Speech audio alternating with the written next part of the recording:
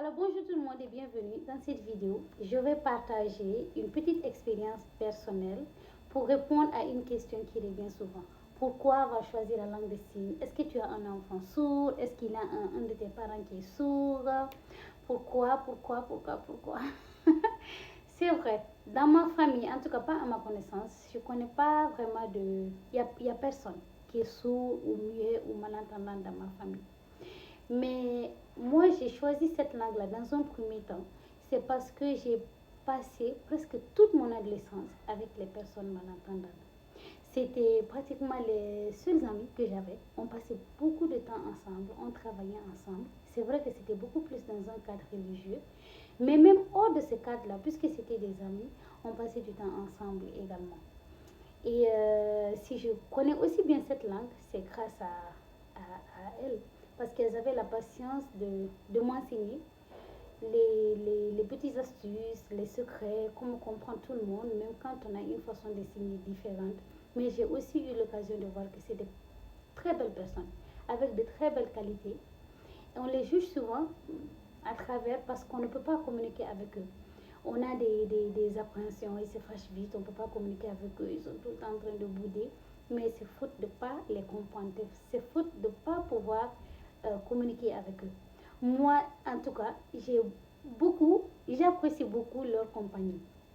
Et ensuite, comme je me suis mariée dans ce cadre-là, et même que mes deux premiers enfants sont nés dans ce cadre, alors même eux, les enfants, ils ont appris la langue des signes, mais de façon naturelle.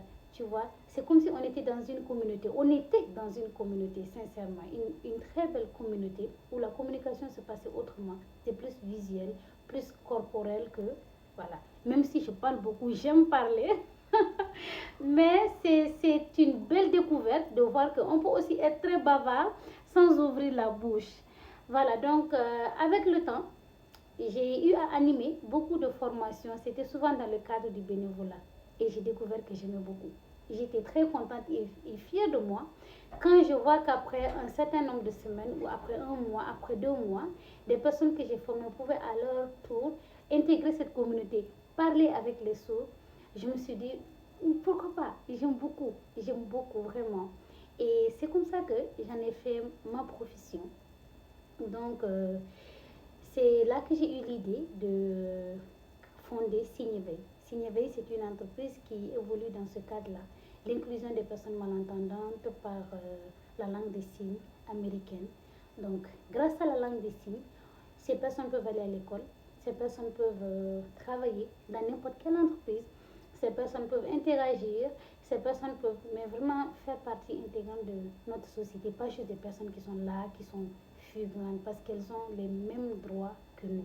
Donc nous formons enseignants, médecins, entrepreneurs, nous formons enfants, parents d'enfants sourds-muets, nous accompagnons les entreprises, nous sommes interprètes, nous animons des ateliers de formation dans les écoles, où que vous voulez. Donc, pourquoi signe éveil? Parce qu'il y a signe et il y a l'éveil. Parce que j'espère qu'à travers signe éveil, je pourrais sensibiliser ou vraiment réussir un éveil de conscience, mais dans une grande échelle. Faire comprendre à ces parents-là qu'avoir un enfant sourd, mais ce n'est pas une fatalité, ce n'est pas la fin, c'est juste une autre façon de faire. Et souvent, c'est des enfants tellement intelligents, tellement smart, mais vraiment éveillés. Il faut juste trouver la bonne façon de faire avec eux. Et j'espère aussi que, voilà, même pour nous autres, hein, chez qui tout va bien, dans nos familles, il n'y a pas de soudité et tout, arriver à vous faire comprendre que voilà quoi, c'est une langue comme une autre, comme espagnol, anglais, chinois. Pourquoi pas s'intéresser à la langue des signes? On peut toucher, échanger des personnes dans notre entourage, des personnes dans notre famille. Voilà. Et merci donc pour le soutien, pour les messages d'encouragement. C'est vrai que c'est un domaine qui n'est pas facile aussi. Il y a beaucoup de défis à relever. Et quand je vois tout le soutien que vous m'accordez, ça me donne le courage et la force de continuer. Donc, merci beaucoup. À bientôt.